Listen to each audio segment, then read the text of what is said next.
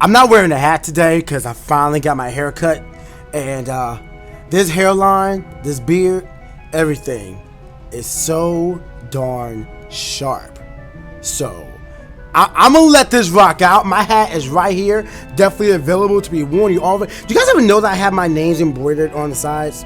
I do that because I don't know, I just think it's a little nice thing. It's like these are my hats, even though I have an idea, a concept might say, of a hat that I want to get made for me. I just got to find the right people to do it. But for now, embroidered PKSparkxx, that's a thing. But I'm not going to be wearing a hat at all today because this hair, look at this thing. Look at this thing. God dang, the broke man's haircut is no more. But anyway, yo, what's up guys? PKSparkxx here. Welcome to our recap of Season 2 of the United Championship League for your Philadelphia Feraligatrs. I know the battle's going live today regarding the semifinals between Leo and J2 Gamer, and then we have another matchup between Joey and Miguel. Holy crap, those matches are going to be live, so I'm definitely looking forward to watching them. Your Gators have been knocked out of contention a long time ago. You guys remember we had like a 6-game losing streak, but we ended off on a 3-game winning streak, ending our season off at 7-8, going more positive this season than we did last season, where we went 6-9. And statistically, we had a stronger team. We had Garchomp, we had Talonflame, we had Skarmory, of course we had Gator, but we had a such stronger team last season, but we did worse. Statistically, I was so far behind the 8 ball because publicly everyone doubted me. You know damn well one way to motivate me is to doubt me. I said at the very beginning, we don't need no Mega. That wasn't like a phrase. I wasn't trying to coin something for a new t-shirt or anything. I meant it. I didn't need a Mega.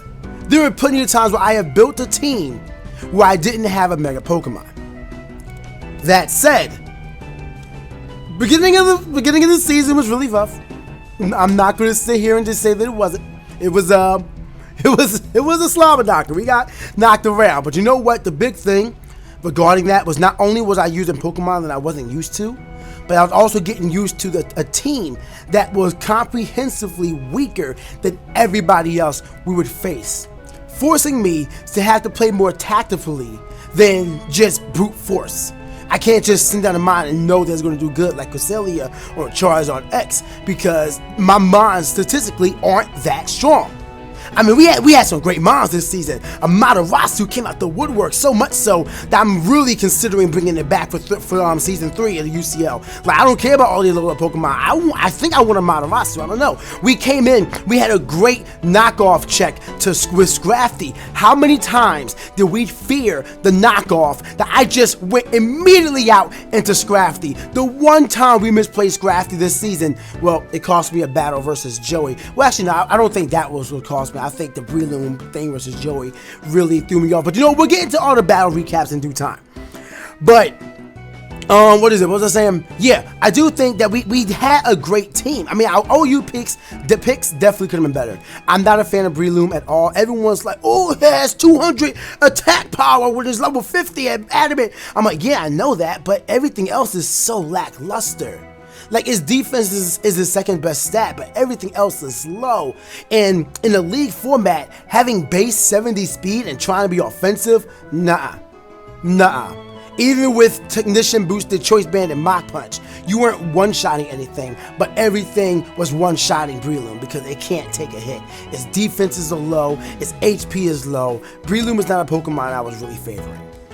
But I did love Raikou. Raikou came through in the clutch. I mean, we already know Raikou came through in the clutch. You saw what he did during to Miguel. Swept his entire team outside of the Tornadoes, which Amaterasu took care of with the well-read Flare Blitz on the switching into the Tornadoes, or anything he wanted to do, because Tentacool would have died. Like, from the damage you saw, he scalped it, and Tentacool would have died. So, I mean, that was a really well-played thing. Otherwise, Raikou did the darn thing. And we also had Togekiss, who I brought in as a defogger and a healer who can do both roles. But you know what? I didn't realize, again, in League format, how many weaknesses can be exploited by Togekiss. The main ones being Ice and Electric. those two just shut her down.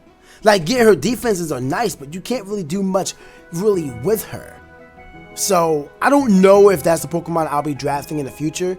Because I want, like, Ice and Electric, as I've seen, can be really hindering to your team when it comes to League format, both in Season 1 and Season 2. I felt it with Garchomp and Talonflame having so many mons that couldn't take an Electric type attack, an Ice type attack. It was just rough. So that's something I'm going to try and pad on for Season 3, is more Ice and Electric resistances. So maybe I'll try and grab maybe a water ground type, or maybe just some more water types. Because, I mean, then again, we had 2 decent water types, and our water types did work. Gator had his time to shine, and Milotic had his time to shine. Personally, I think that having both an offensive and defensive water type isn't such a bad idea.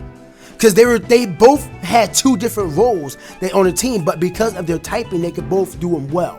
So you had an offensive water typing with Dragon Dance, Waterfall, Sheer Force, Life Orb that wrecked anybody. No one wanted to come in on that. And then you had Milotic, who was taking all the hits. I could build physically or especially defensive, and I could have reliable recovery, Dragon Tail for phasing opponents out. We had Toxic, we had Ice Beam, we have Scald to get a 30% chance to burn. Defensively, Katara was also great. So I don't hate our team. As a matter of fact, let me pull our team out in case I'm forgetting anybody. I don't want to forget anybody because I love our entire team. Everybody did the darn thing. Yo, Bronzong. Bronzong, another mon where if I can't find anybody else to pick, like, I'll definitely bring him back because he was doing the darn thing. He was getting himself some kills. He's not that bad. I mean, yes, there are better options, but when you go to the RU tier, what can you choose? I don't think it's a bad idea to have Bronzong. He can have screens. He has a wide move pool, enough so that you can protect yourself against anything. I mean, how many times did I rock out with Psychic, Earthquake, Rock Slide, Gyro Ball? Really, that's all I needed. But I even had, it was another move I had that was really special. I forget what it was, but it was something that was like, let's try it out and see how it goes. It was, Skill Swap! We had the Skill Swap Bronzong, that's what it was. And I had it so I could contend with the Regenerator or Magic Guard Reuniclus, and he didn't even bring the Reuniclus, so I just stole Regenerator from Tangrowth, and that proved to be really efficient. Again, if I didn't misplay the Bronzong, I just went for the Sludge Bomb like I had locked on, I would have actually won that battle, but I mean, there's neither here or there. We could have went positive this week. We could have went positive. We could have just took a tick away from the loss, put it to a win, had a win over Joey. Oh my God! But it's alright, man. Like I said in the beginning of the video, if there's one way you want to motivate me, it is to doubt me. And the amount of people that we had just down talking our team, everyone assumed that we were going to be trash because we had no Mega Pokemon. I admit that there was some Mega Pokemon I could have grabbed. I could have grabbed Mega Pinsir, I could have grabbed Mega Medicham. There were definitely some options out there, even Mega Pidgeot I could have grabbed. But I'm not somebody who will grab a Pokemon just because it may be good for team composition. Like, yeah, I understand that you gotta get used to some things, and I'll definitely understand that. But I am somebody who will go by what I like first. I'm someone who, even if I lose, I want to make sure that I am enjoying the game. There were times where I didn't feel like I didn't like Breloom because I'm not used to Breloom. I only drafted him because I didn't have a fighting type at the time, and he does hit hard with Choice Bandit, Technician, Mach Punch. I'm admitting that. But there was a lot of things, I didn't really feel comfortable with Breloom, and that's my own inexperience with the Pokemon. So in the future, I'm going to be expanding more so on Pokemon. Like, just trying to figure out more, like, how different Pokemon can work, what strategy I can employ. I mean, there's 721, soon to be over 800 Pokemon, and available for you to play with. So get used to them all, find out all the different strategies, see what other people are using with these Pokemon. I have a lot of studying to do, because I've been out the game for a while, but I told you guys in the beginning in the middle of Season 2, that I'm going to be bringing back Wi-Fi battles and reminding people of the PokeTuber that was once PKSparkxx. That's how I started YouTube. I know this darn thing. I know how to play this game. I'm just out of practice. Let me get my game up. Let me game on. Get your game on. Sorry, I just finished watching Yu-Gi-Oh! GX. My bad. By the way, guys, random fun fact while we're in the middle of this. Yu-Gi-Oh! Content will be coming to the channel sooner rather than later. So keep an eye out to that. If you guys are enjoying that, make sure you guys hit that subscribe. If you guys would enjoy that, make sure you guys hit that subscribe button so you'll know exactly when it's starting. But what was I saying? Yeah, I'm going to be getting back into practice with Pokemon Wi-Fi battles. It's going to be decent. I'm looking forward to it, especially with Sun and Moon. We're going to get back in the swing of things and figure out what's going on. I'm not being left behind this time. Call me a Yoshi. But this season has been great. I just, like, the beginning, we were getting used to it. I had to draft Roselia because Garbodor was snatched up. While I still say that I would love to have had Garbodor instead of Roselia, I learned how to use Roselia. And you know what? Her move pool with having Extra Sensory, Giga Drain, Reliable Recovery, Synthesis, Eviolite, so you're actually pretty bulky, you take a few hits. Not to mention with your Grass Poison typing, Toxic Spike, Spike, Sleep Powder. She was pretty decent. Oh, he was pretty decent. Fandango to Roselia. He was pretty decent. Definitely did the darn thing. Perugly, I drafted because, I mean, he was a nice concept, but he's like in a weird position where he was either outsped or just not useful. Like there were times where I brought him, but he wasn't really needed.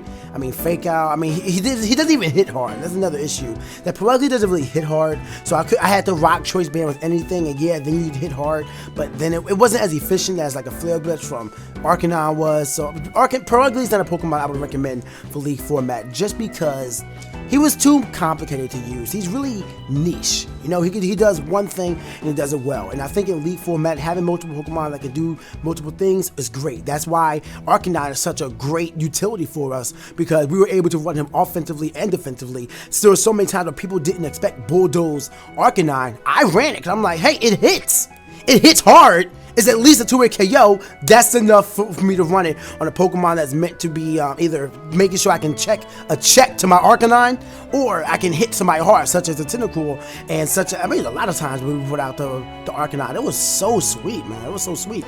Another Pokemon we didn't really get to use was Trevenant. He was part of our Season 1 squad, but I mean, he just wasn't that useful this time. I only drafted him because he was a Ghost type, but I just didn't see much use for him. I think we bought him once. We only bought him once. Holy crap, we only bought Trevenant once. He was not used this season. I'm sorry, buddy. That wasn't my intention. Another Pokemon that was actually efficient though was Smeargle. Smeargle, being a great utility mon, really there for when they needed sticky webs, because it slowed a lot of his teams down. It worked well against I keep saying Miguel because it was like my most recent thing, but it really did help. But let me find out who else it worked out against. Smeargle. Oh yeah, it definitely worked out against the Actually, no, we didn't even bring it that time versus Sticky Web. We brought Super Fang and whatnot.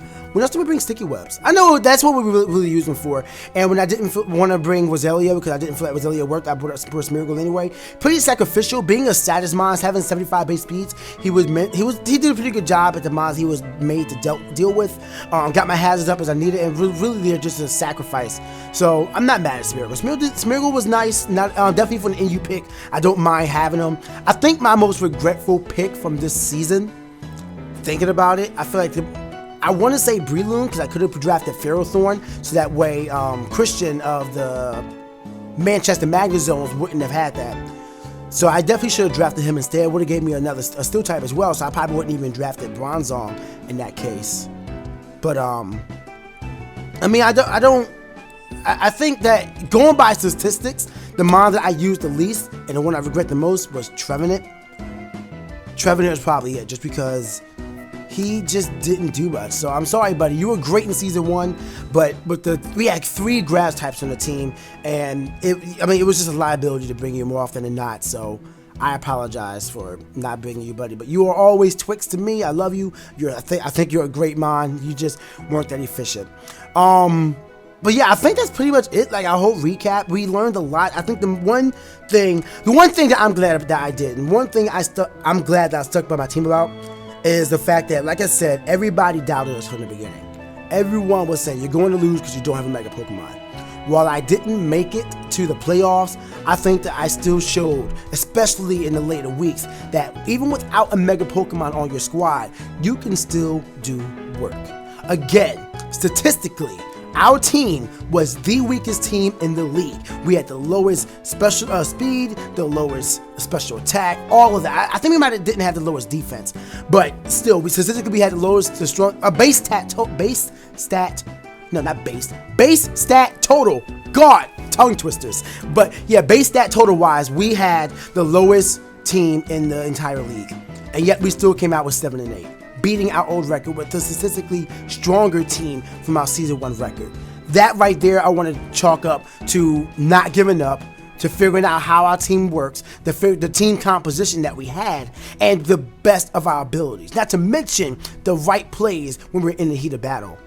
And I mean, I don't know. I don't care what anybody wants to say. Yes, we started off weak. We lost some really notable battles. But towards the end, we showed off. Call us Dolph Ziggler. We're here to show the world. We're here to show the world. Come on. Okay, I can't hit those notes, but you understand the concept. So, I love our team this season. There are Pokemon that I want to bring back. There are Pokemon that I don't want to bring back. And you already know I'm going to be trying to swipe up Gator. I don't even need to mention Gator. I understand I didn't talk about him. But do I need to say anything about Gator? Come on, guys.